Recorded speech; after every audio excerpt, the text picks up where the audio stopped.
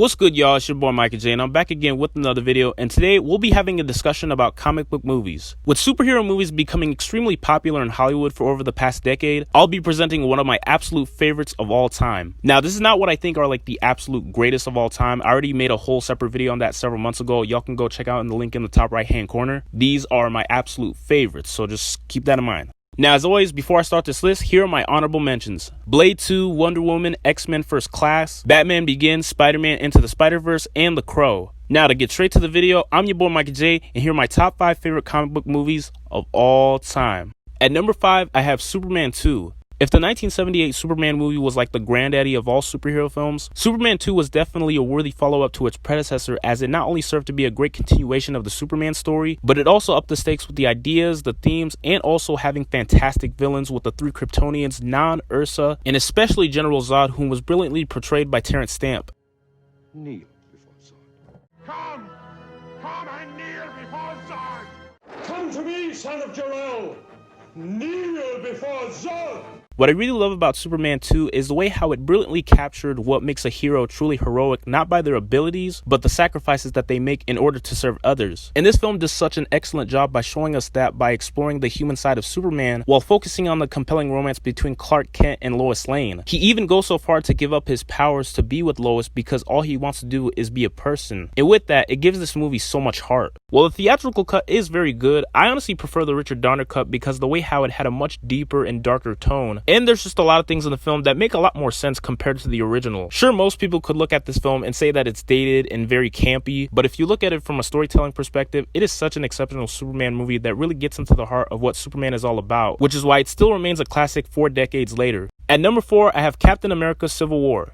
Now, the Captain America trilogy as a whole is unequivocally the best of the entire MCU. And while I do believe that Winter Soldier is the best, Civil War is like my absolute favorite out of all the 3 movies. It's not just my favorite Captain America movie, it's my favorite movie in the Marvel Cinematic Universe. I do understand the argument most comic book fans make calling it the Avengers 2.5. I genuinely believe that it's a Captain America movie from a story standpoint because of how it focuses on the conflict between Tony Stark and Steve Rogers. Cap and Iron Man haven't always had the best relationship, especially when it comes to discussing their political beliefs. And because of that, this movie pretty much forces you to choose whose side you want to be on, and it's very difficult when you think about it because both of them have very valid points that are very understandable and that you totally agree with, so you really struggle of whose side you want to be on. Even when you have a shitload of supporting characters being stuffed in this film, all of them feel like they have a place in it because they're fighting for what they believe is right. And the Russo brothers did such a superb job of handling all of that. Beyond that, it's packed with so many great action sequences, from the airport battle scene to the brutal third act with Captain America, Iron Man, and Bucky Barnes battling to the death. Plus, you also have Zemo, who I think is one of the most overlooked villains in the MCU, who does such a good job of manipulating the events behind the scenes by tearing the Avengers apart, and he merely succeeds at doing it. What I absolutely love about Captain America Civil War was the way how it beautifully showcased the friendship between Steve Rogers and Bucky Barnes. Even with having all the right reasons to leave Bucky for dead, Steve refuses to give up on Bucky because it shows you how much he means to him, and that right there is what I call true friendship. And with all that is why Captain America definitely earned a spot on my list at number 4.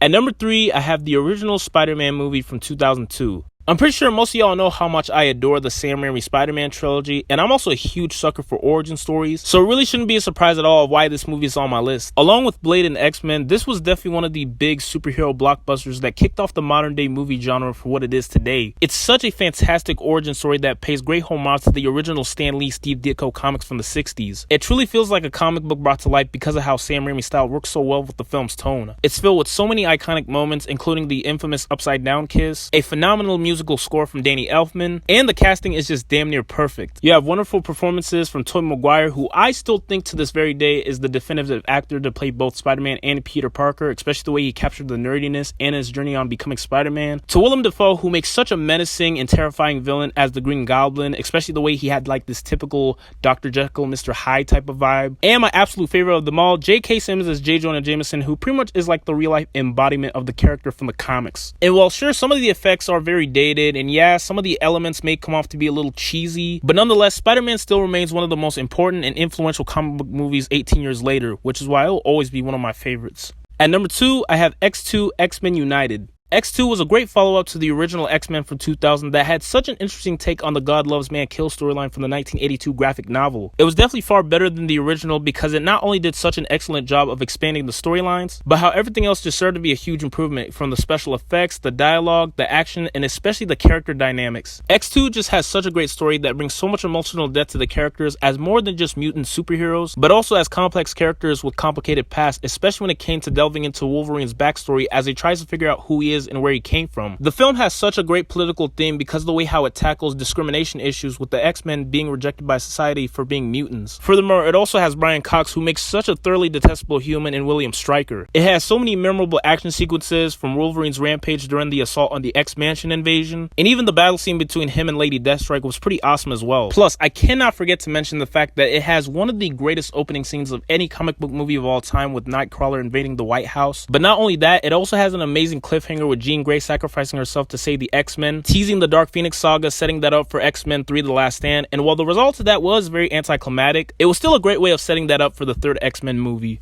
And number 1, I have Spider-Man 2. This really shouldn't be a surprise to most of y'all who've been following my channel for the longest time. I've gushed about Spider-Man 2 so much that I literally made a whole video about it, so you already know how much I love Spider-Man 2. Spider-Man 2 to me is just a damn near flawless superhero movie. I adore every single thing about this film from start to finish. Spider-Man 2 is all about goals and finding yourself. It beautifully showcases the struggles of being a superhero because of how being Spider-Man has affected Peter Parker's life negatively. From getting fired from his job, always being late to school, his best friend Harry has grown to resent him, his longtime crush Mary Jane wants nothing to do with him. Peter Parker is just basically a human punching bag throughout this entire movie, because I just love that it's hard for Peter to deal with all the obstacles in his life, because that's what makes him so relatable, is that he can't catch a break. Every time he wins as Spider-Man, he loses as Peter Parker, and when Peter can't take it anymore, he gives up being Spider-Man, which superbly recreates the iconic Spider-Man No More storyline so perfectly. It has Alfred Molina's Doc Ock, who's definitely one of the greatest comic book movie villains ever to be put to screen because of how compelling he is. We get to see who he was before the mechanical arms and how he eventually gets the mechanical arms as he spirals out of control. Even with him being a villain, you feel so much genuine sympathy for him because of how tragic his backstory is, which makes him feel so much more layered. And please don't get me started about the train sequence. I already gushed about that a shitload of times, like I already have in a certain video, so I don't really have to say much about that. I could keep going on and on and on about how much I love Spider-Man 2. But overall, Spider-Man 2, one of the all-time greatest comic book movies of all time. It still remains a bona fide classic superhero movie, which is why it is, was, and always will be my all-time favorite. And that's my list. What are your top 5 favorite comic book movies of all time? Feel free to comment down below. Be sure to subscribe to my channel for weekly videos. I'm your boy Micah J,